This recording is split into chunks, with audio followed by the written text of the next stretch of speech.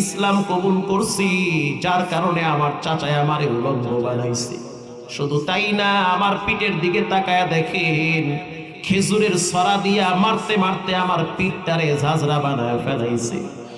আল্লাহর হাবিব চলে গেল। ঘরের ভিতরে যাওয়ার পর আল্লাহর হাবিব একটা চাদর নিয়ে আসছে।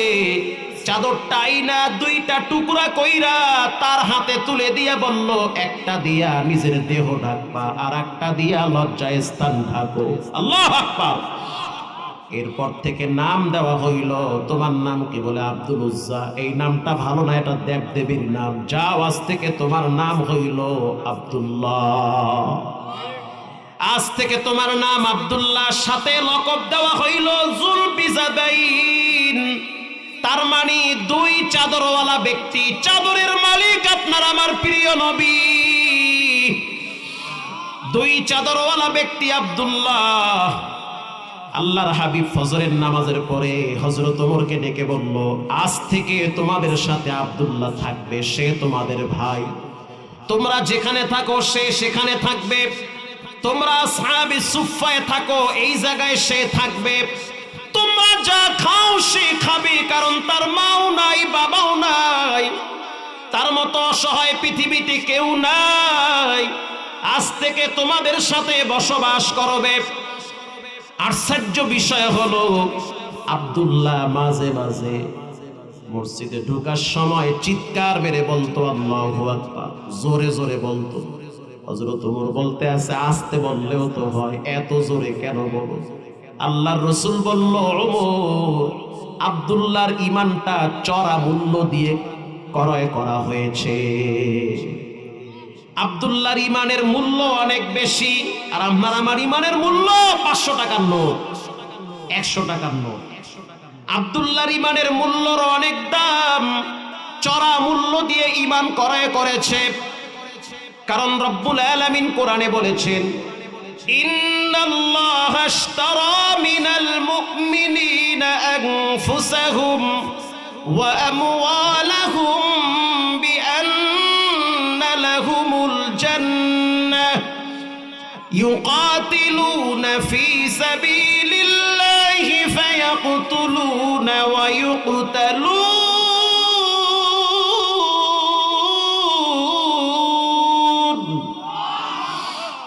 মুমিনদের কাছ থেকে জান এবং মাল ক্রয় করেছি জান্নাতের বিনিময়।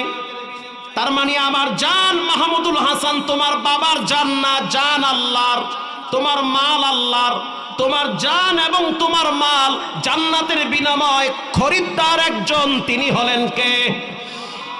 আপনার জান আল্লাহ কিনছে, আপনার মাল আল্লাহ ক্রয় করছে। এজন্য জান মাল যার, তার পিছনে ব্যয় করা যাবে না। জান মালের মালিক যিনি, তার জন্যই ব্যয় করা লাগবে। আল্লাহর হাবিব বলল, ওমর, ওরে চিৎকার মাইরা আল্লাহু আকবার বলতে দাও। এবার আমি দেখবো কার গলায় কত আওয়াজ আছে। কোনো কণ্ঠে জড়তা রাখবেন না, ফুল ভলিউম বাড়ায় দিয়া স্পষ্ট আওয়াজে গলা ছেড়ে দিয়ে বলেন আল্লাহু আকবার। হযরত ওমর রাদিয়াল্লাহু তাআলা আনহু বলল, ঠিক আছে, তুমি এখন থেকে জোরে জোরে আল্লাহর নামের তাকবীর দিবা। কারণ মুমিনদের তাকবীরের আওয়াজ শুনলে বেঈমানদের কলিজার ভিতরে কম্পন শুরু হয়। মুসলমানদের কাছে যদিও অত্যাধুনিক কোনো অস্ত্র নাই, কিন্তু দাদা বাবুদের সামনেও যদি আল্লাহু আকবারের তাকবীরের আওয়াজ দেন, দাদা বাবুদের ধুতি খুলে পড়ে যাবে। তাকবীরের আওয়াজের পাওয়ার এত বেশি। আল্লাহর রাসূল বলল, তাকবীর দিতে দাও, কারণ তার তাকবীরের পাওয়ার বেশি। আল্লাহু আকবার বলেন। হযরত ওমর রাদিয়াল্লাহু তাআলা আনহু বলতে আছে, যুবক, ঠিক আছে, তাকবীর লাগাও। নারে তাকবীর, মানে বলিষ্ঠ কণ্ঠে যুবকের তাকবীরের আওয়াজ।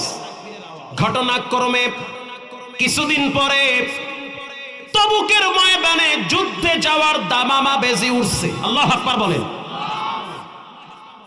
যুদ্ধে যাওয়ার জন্য কে কে তৈয়ার আছো? রেডি হয়ে যাও।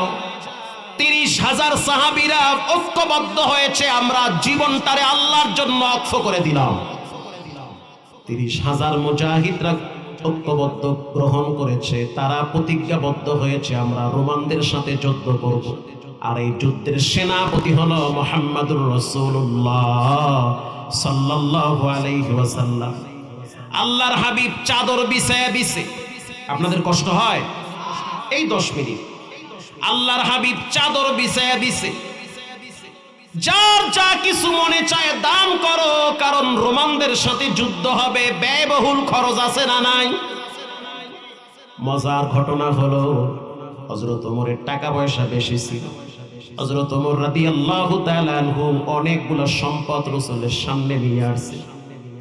আর হযরত ওমরের সব সময় ঈর্ষা ছিল আবু বকরের সাথে, সব সময় কম্পিটিশন করত নেকের মাধ্যমে।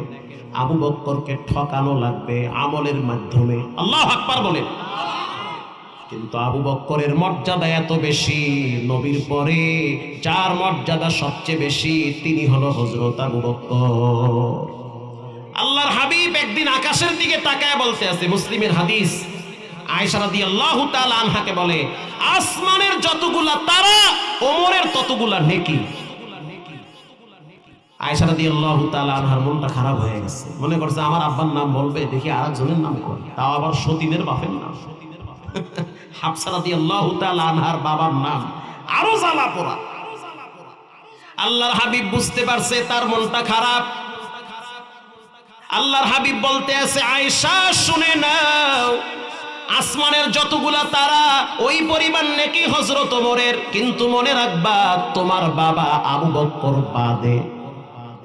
আবু বকরের হিজরতের এক রাতের আমল যদি এক পাল্লায় করা হয়, সারা পৃথিবীর সবার আমল আর এক পাল্লায় করলেও আবু বকরের সমান হবে না। চেরাবে মসজিদে মেহরাব মিম্বর, আবু বকর ওমর উসমান হায়দার। আল্লাহর হাবিবের সামনে হযরত ওমর মাল নিয়ে আসছে, আলী নিয়ে আসছে, ওসমান নিয়ে আসছে, আবু বকর নিয়ে আসছে।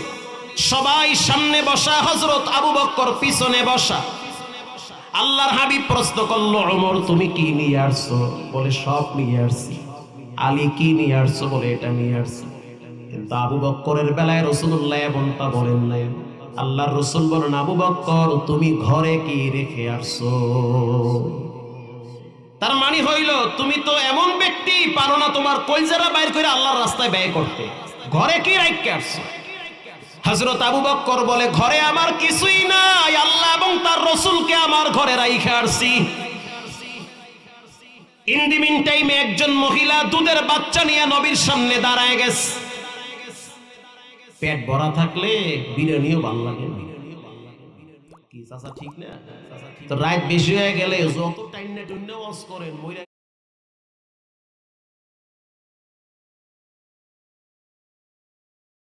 গেল হুজুর আর টেস্ট লাগে না, কারণ ঘুমে ধরছে, তাড়াতাড়ি তো বড়দিন খায়াল হয়ে যাই না, ঠিক না? হ্যাঁ ঠিক, তাহলে দোয়া করে দেই। প্রিয় ভাইরা আমার, একজন মহিলা দুধের বাচ্চা নিয়ে আসছে। কেন আসছেন বাচ্চা নিয়ে?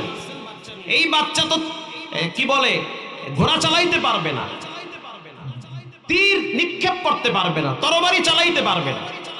মহিলা বলতে আছে, ওগো আল্লাহর হাবিব, ইন্নী উহিব্বুল্লাহ ওয়া রাসূলাহ, আমি আমার কলিজার চাইতে আল্লাহ এবং তার রাসূলকে সবচেয়ে ভালোবাসি। কিসের বাচ্চার ছাতা মাতা বাচ্চার ভালোবাসা? আমার বাচ্চাটাকে আপনার জন্য দান করে দিলাম। যুদ্ধের ময়দানে যখন আপনাকে টার্গেট করে বেঈমানেরা তীর মারবে, আমার বাচ্চাটাকে ঢাল হিসাবে সামনে পেতে দিবেন, আপনি যেন নিরাপদে থাকে। কেউ যদি তীর মারে বাচ্চারে সামনে রাখবেন, তীর আইসা যেন বাচ্চার পেটের ভিতরে হাইন্দা যায়। আর এই যুগের বাপ বাচ্চারা নিয়ে বয়া বয়া ক্যারাম বোর্ড খেলা, লুডু খেলা, মা আর বাচ্চা দুইজনে কিরণমালা আর জি বাংলা নিয়ে রিমোট নিয়ে মারামারি করে। এটা কইলো ঠিক না কইলো ঠিক? এটা ঠিক কথা। প্রিয় ভাইরা আমার, সাহাবায়ে কেরাম যুদ্ধের ময়দানে যাচ্ছে। ইন দি মিন টাইমে আল্লাহর নবীর ওই যে যুবক সাহাবী হযরত আবু বকর বলে, হযরত আব্দুল্লাহ বলে, আমিও যাব, আমারেও নিয়ে যান, আমার তো কেউ নাই দুনিয়াতে, আমি চাই যুদ্ধের ময়দানে গিয়ে শাহাদাতের অমেয় সুধা পান করতে, আমি শহীদ হইতে চাই, আমাকে নিয়ে যান আল্লাহর রাস্তায়। আল্লাহর হাবিব বলল, চলো তোমার যুদ্ধের ময়দানে নেওয়া হবে। কিছু দূর যাওয়ার পরে আল্লাহর হাবিবকে আব্দুল্লাহ বলতেছে, হুজুর আপনি একটু দোয়া করেন আল্লাহ যেন আমাকে এই যুদ্ধের ময়দানে শহীদ করে, কারণ আমি জানি শহীদের রক্ত মাটিতে পড়ার আগে সব গুনাহ আল্লাহ মাফ করে দেয়। শহীদকে বিনা গোসলে কবর হয়, কিয়ামতের ময়দানে কেউ কাপড় নিয়ে দাঁড়াইতে পারবেন না। দাদারা সাবধান, ল্যাংড়া হইয়া খারাপ লাগবে। যারা শহীদ, আল্লাহর রাসূল বলেন শহীদ যে অবস্থায় শহীদ হয়েছে ওই রক্ত মাখা কাপড় চোপড় নিয়ে কিয়ামতের ময়দানে দাঁড়িয়ে যাবে। সুবহানাল্লাহ। বাইতে গিয়ে বইয়ের গলা ধরে কই সুবহানাল্লাহ। শহীদ, আল্লাহর রাস্তায় যারা শহীদ হয় তারা রক্ত মাখা কাপড় নিয়ে বিচারের ময়দানে দাঁড়াবে, তাদের জখমকৃত স্থান থেকে রক্ত ফুলকি দিয়া বের হবে। এজন্য শহীদি তামান্না অন্তরে লালন করবেন ইনশাআল্লাহ বলেন। যুবক বলতে আছে, হুজুর দোয়া করেন আমি যেন শহীদ হই। আল্লাহর রাসূল কি করলো, গাছ থেকে একটা ছাল টান মারছে। ছাল চিনেন? ছাল, কিছু গাছের ছাল আছে এরকম পাইকে উঠে যায় অর্ধেক, ঝুইলা পড়ে ছাল আছে না? ছাল বুখারীতে আসছে, একটা ছাল পাইকে গেছে গা, ছাল উঠে বেক হয়ে গেছে গা। রাসূলুল্লাহ ছালটারে টান মারছে। আমার কথা কি আপনারা বুঝবার লাগছেন নাকি? না সব ভাষা বসা হলে হেলেছেন আপনারা? দেখি মাশাআল্লাহ। তাকবীরটা একটু ভলিউম বাড়ায় দিয়ে লাগান তো, নারায়ে তাকবীর।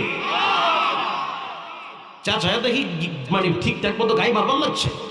কিছু চাচারা আল্লাহর হাবিব সামনে দাঁড়ায় গেছে। আব্দুল্লাহ দোয়া করেন যেন আল্লাহ আমাকে যুদ্ধের ময়দানে শহীদ করে। আল্লাহু আকবার বলেন। আল্লাহর হাবিব গাছের একটা ছাল টান মারছে, ছাল টাইনা ফেলাইছে। আব্দুল্লাহর হাতে দিয়া বলতে আছে, রব্বুল আলামিন আব্দুল্লাহর রক্ত বেঈমানদের জন্য আমি হারাম করে দিলাম। কইলো কি? এ কইল শহীদ হওয়ার দোয়া, আর রাসূল বলতে আছে আব্দুল্লাহর রক্ত সবার জন্য হারাম। বিষয়টা উল্টো হয়ে গেল না? বিষয়টা কেমন হয়ে গেল? আব্দুল্লাহ বলতে আছে, রব্বুল আলামিন আপনি আমাকে শহীদ করেন, রাসূল আপনি আমার জন্য দোয়া করেন। রাসূল দোয়া করলো, রব্বুল আলামিন আব্দুল্লাহর রক্ত সবার জন্য হারাম করেছি। কয়েকদিন কেটে গেল, যাওয়ার পরে আব্দুল্লাহ রাদিয়াল্লাহু তাআলা আনহু অসুস্থ হয়ে পড়ছে। হযরত আবু বকর নবীর সামনে দাঁড়ায় বলে, ইয়া রাসূলুল্লাহ আব্দুল্লাহ তো অসুস্থ হয়ে গেছে। একটু পরে আয়েশা বলতে আছে, হুজুর আব্দুল্লাহ তো মারাই গেছে। আল্লাহর হাবিব বলতে আছে, আব্দুল্লাহরে গোসল করাও, কাপড়ের কাপড় লাগাও। আমি রাহমাতুল লিল আলামিন নিজে কবরে নাই, মা আব্দুল্লাহর লাশ কবরে রাখবো। আল্লাহর হাবিব নিজে কবরে নামলেন। ওমর আবু বকরকে বললেন, লাশটারে আমার কোলে দাও, তোমাদের ভাইকে আমাদের কোলে দাও। যখন বলল কোলে দাও, তখন সাহাবীরা আব্দুল্লাহর লাশটারে কোলে দিল। আল্লাহর হাবিব নিজে লাশটারে কবরে রাখছে। লাশ কবরে রাইখা আল্লাহর রাসূল বলতে আছে, রব্বিল আলামিন রব্বে কারীম আল্লাহ আব্দুল্লাহর উপরে আমি রাজি আছি, খুশি আছি, সন্তুষ্ট আছি। রব আপনিও সন্তুষ্ট হয়ে যান। মাত্র 10 মিনিটে স্টিলের বাটিতে আজকে আমি আপনাদের